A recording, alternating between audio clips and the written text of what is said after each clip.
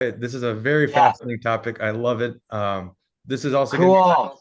this is also going to be a interview. I remember you're the first actor I've been able to show like my drawing Oh, to. it's I've so been waiting for this moment. fantastic. For a carton of cigarettes, you can feel my titties, and they are a nice set of titties. Just ask anybody.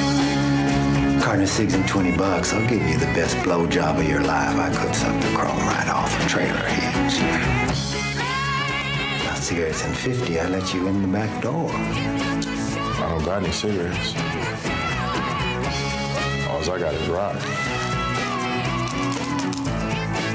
Oh, that'll be fine. Yeah, that'll get you whatever you like. Especially your character. We don't know very much about Richard Speck. I mean, as infamous as he seems to be, we don't really seem to know very much. And I'm going to transition here for a second. Yeah. I'm not sure how much you were told about what I do, but I want to know how you transition from this. So I draw. How you transition to Wow. this kind of person to Yeah. the Birdman. um, yeah, there's transformation for you, right? It's and it look, it really does for me, it begins a lot with imagination. And instead of even going too much into just the fact of who he was, I did a lot of research after I got the role, and it really helped with the transformation, shooting in Chicago, Mhm. and also going into Stateville prison where he was incarcerated. And then there's now even a self-guided tour of the Speck manhunt, like in Chicago. It's Mm. self-guided, but it goes through the motions and the sequence and the timeline, leading up to when he murdered the 8 nurses, and then was hiding out in Skid Row, and then tried to kill himself and ended up in the hospital. And you know, for me, the language of the right, I thought this was very well written. It's like with the Speck stuff, the sequence of Speck's story. If you look at the monologue, and a little bit was cut out at the end, it didn't make the final cut, Mm. but it's still complete. And for me, there's with Speck. I mean, he called himself. There's this freakish nature where when it comes to evil, I find there's often two faces. There's the ugly face, and then there's also the beautiful face. And for me, really leaning into that potential of how he was able to manipulate and use power through transform, the power he gained simply by growing breasts. And Mm. that's with all the men in the prison, and all the more power, in a sense, he's able to acquire by having that ability and that willingness to transform and become um, this creature, this Birdman. There's that to me was very that was an entry point. And when I think of Ed Gein in this story, and look, this is the thing with what Ryan Murphy did in Brenner. There's fantasy, and I think it's so valuable to have that fantasy element, because we get to have conversations like this, which is really what's meaningful. Sure. We because there what that the letter writing between Gein and Speck, like, probably not, right. There is no evidence on however, this thing, with this story of Ed Gein, for me, there's also this entry point of Ed Gein as the king. He's the king on the hill, and I'm ruling the dungeon. That really, for me, that was one image, really, like the power. And I think there's also this element of going after Gein, one Mhm. upping him, right? Where he was wearing female breasts. And this was Sure. a part of what was cut, but where to grow them and to flaunt those to him of, you may have done that, but look what I've now done. The next step. Here's this generational lineage, right? And Sure. and that's also brought up in that last episode with the letter of, you inspired me and I've inspired Bundy. There's this Mm.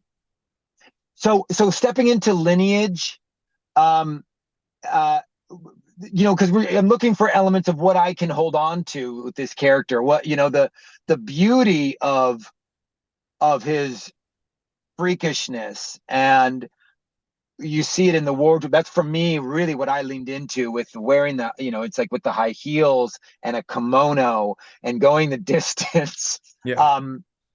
Right. It's very seductive.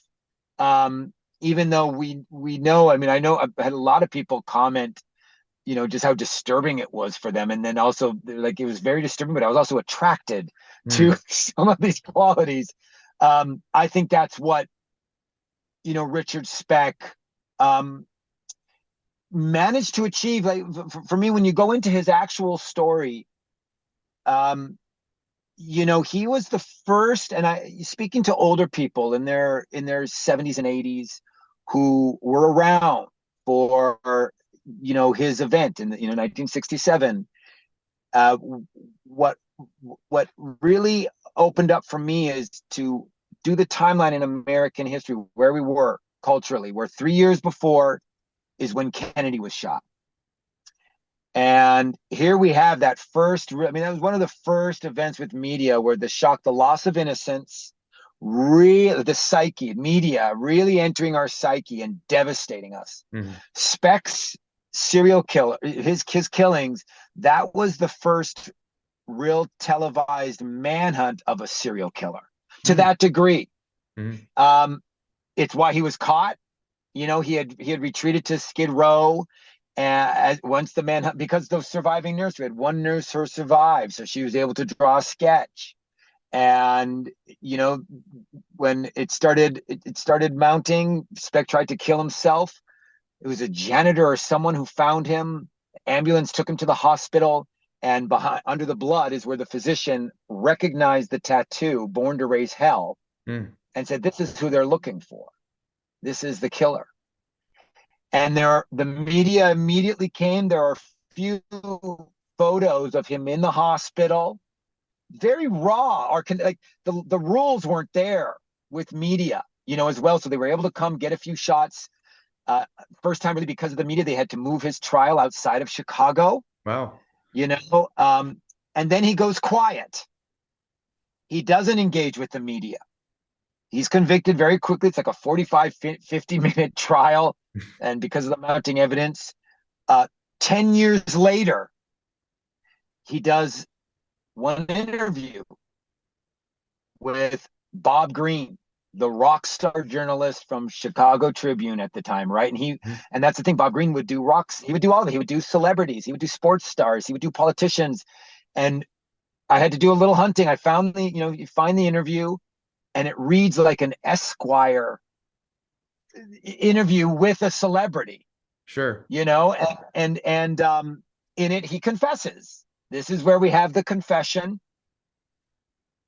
And this is the second time with Speck where he's really taking the American people's innocence. Like there's this ability, and it's hard, this is something that really fascinated me with the transformation, like his ability to take our innocence and with pop culture, like there's this pop element, and he does it a third time after he dies, where he made this video 10 years later in 1988, the infamous video where he's half pornography, half confession. How, if they only knew how much fun we were having as they're smoking crack and whipping out money and engaging in sexual activity, And the thing that really interested me was it was 4 years after his death when an anonymous lawyer sells this video to a Chicago anchor, right? And it turns into a 5-part series, and this was also towards the beginning of YouTube. We have YouTube. There were no real rules, and so the entire video was out. Now you can't find it anywhere. Well, it's scrubbed. The full video. Now all you can find are these 5 mini episodes, A&E special. But the point is, people had no idea how he was living in there and what he had become and what he was able to get away with. And there's certainly this feeling of him putting that final word out. Again, this loss of innocence. It was a huge upheaval when that video came out. Illinois prison system went through a major, a major event. I mean, it changed everything. So I went on that, that's just like a little stream of conscious riff, because those three events, the first, the manhunt with the media, the Bob Greene interview, and then the release, this is a very unique,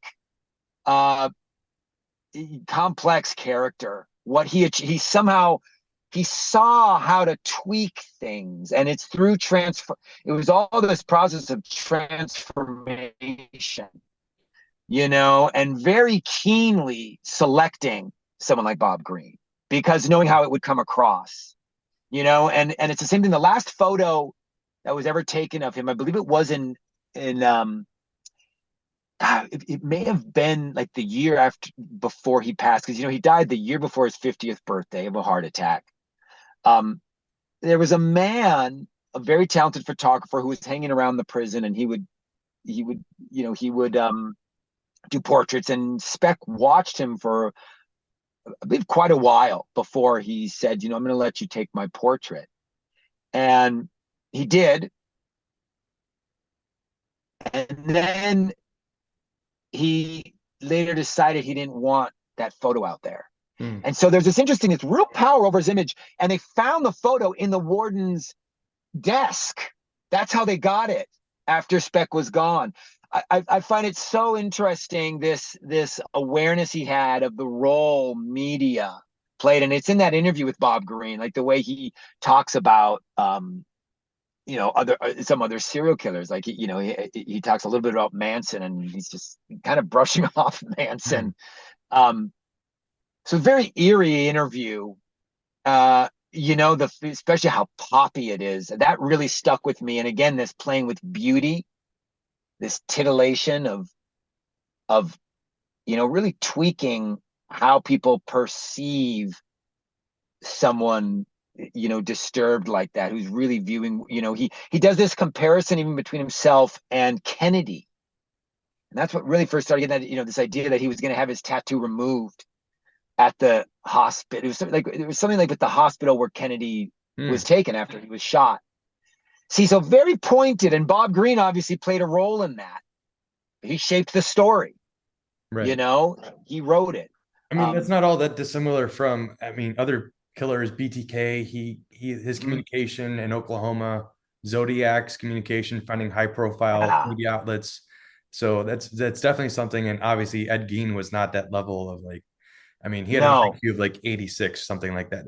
So okay, yeah, totally different. So I find this parallel between this manipulator to be very interesting, and as short of a scene and moments that you've had, you've really dug into it a lot. So I'm curious, like a 30-second, what do you think makes this such an interesting character? The way he's able to shape how he was perceived by the public, him like the way he took control over how he was perceived, and unashamedly. There's something in that for me. Like, the breasts really do something for me with that power, this taking power. There's something in, here's what it is for me. He's mythic. He becomes like the goddess of destruction, like the Hindu goddess, like Kala. To me, that's the complexity. It's necessary. He fulfills that role of taking everyone in and destroying them, destroying their innocence, or destroying their life. To me, it's his ability to lure in, to take in. It feels very much like there's a beautiful, he's playing with, the goddess of destruction. That was one image that came very strong for me. I don't know, that's still kind of circling it. That's theoretical in a sense, but it's in that area. To me, really the first thing that came, it was an image of Kala. Hmm. I mean, And so correct me yeah, if I'm wrong, like you have a Chekhov background, right? yes, So that definitely yes, tracks with your bias towards acting and the physicality of all that. So yes, totally makes sense for me. yes. So see, right? And that's the idea, is that images contain multitudes and they contain contradiction and polarities, right? And so the idea of goddess of destruction, where the necessity of destruction and the beauty in it, Mhm. right? So images like in the Chekhov work, often that'll come first, and it's through working with it and sensing, having the feeling where there's inspiration and there's psychology that emerges. And that was the very powerful psychology for me with Kala being in a dungeon underworld, right? And yet there was this connection to Gein. It's to me, I definitely play with that. It's this he's sensing what I'm doing here, and I'm growing more powerful. Mm. Soon I'll be overtaking what the next level. Okay. Yeah. We ran a little bit over here, but I do have one thing to kind of push back or Yes, question please. more. Yes. You doubted the letters being written, but how was it Mm. explained to you that they were making the connection between Speck and Ed Gein? Because there, from what I've been able to gather, there's no evidence of this. But I'm curious, in your deeper research, what you understood of the So situation. yeah, look, for me, I see it from Speck's point of view, and I go to this story. I want to be wary of what truth. For me, again, this idea the story has value to teach us in life. This fictional story raises new questions. To me, I absolutely chose that Speck wrote letters to Gein, Okay. right? And then even those sequences where it's seen with Gein reading, that's my fantasy. That's Mm. me having influence on him. And I think that's a part of what this show is about. These ideas of of people creating an icon out of Ed Gein and using him for their own story. That's so.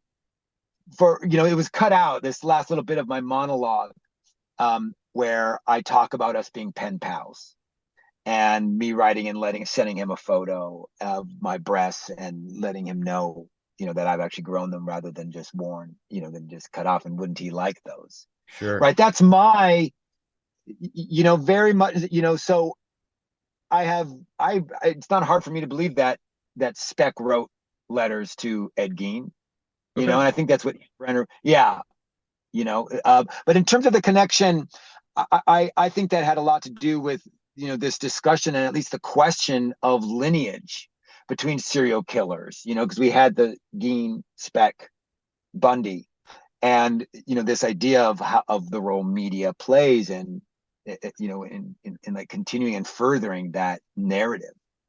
Oh, this is awesome. This is a very Yeah, fascinating topic. I love it. This is also going to be cool. this is also going to be a interview. I remember you're the first actor I've been able to show like my drawing to. Oh, it's I've been so waiting for this moment. fantastic. So thank you. I'm going to take a snapshot. Hold it up right there. Yeah, it's